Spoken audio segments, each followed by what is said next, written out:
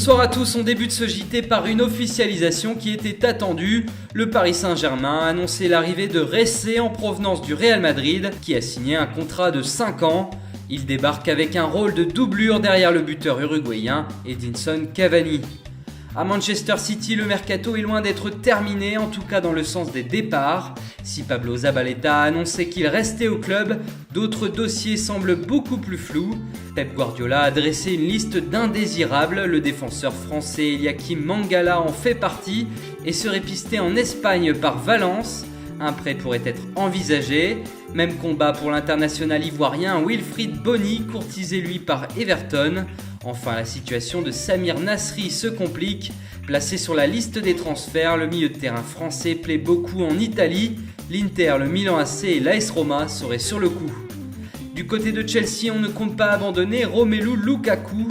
Annoncé depuis de nombreuses semaines à Stamford Bridge, le transfert du Belge pourrait s'accélérer dans les prochains jours.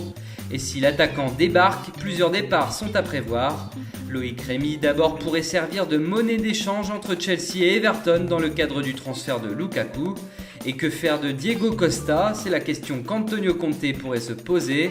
Naples a montré de l'intérêt pour le buteur espagnol. En Italie, c'est bien la Juve qui fait l'actu.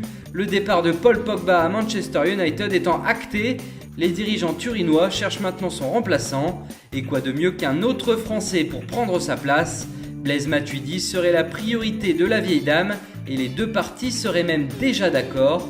Reste à convaincre maintenant le PSG qui réclame 30 millions d'euros alors que les champions d'Italie en offrent pour le moment 20. Alors si Matuidi est trop cher, la Juve pourrait se tourner vers d'autres pistes. Axel Witsel du Zénith et Luis Gustavo de Wolfsburg sont envisagés, mais là aussi le montant demandé par leur club serait trop élevé. Reste une dernière solution, celle de Matic. Avec l'arrivée de N'Golo Kanté à Chelsea, le Serbe est annoncé sur le départ. Et enfin Thomas Vermaelen quitte le FC Barcelone et rejoint la Roma sous la forme d'un prêt avec option d'achat. Voilà, c'est tout pour aujourd'hui, bonne soirée à tous et rendez-vous demain pour de nouvelles informations sur le Mercato.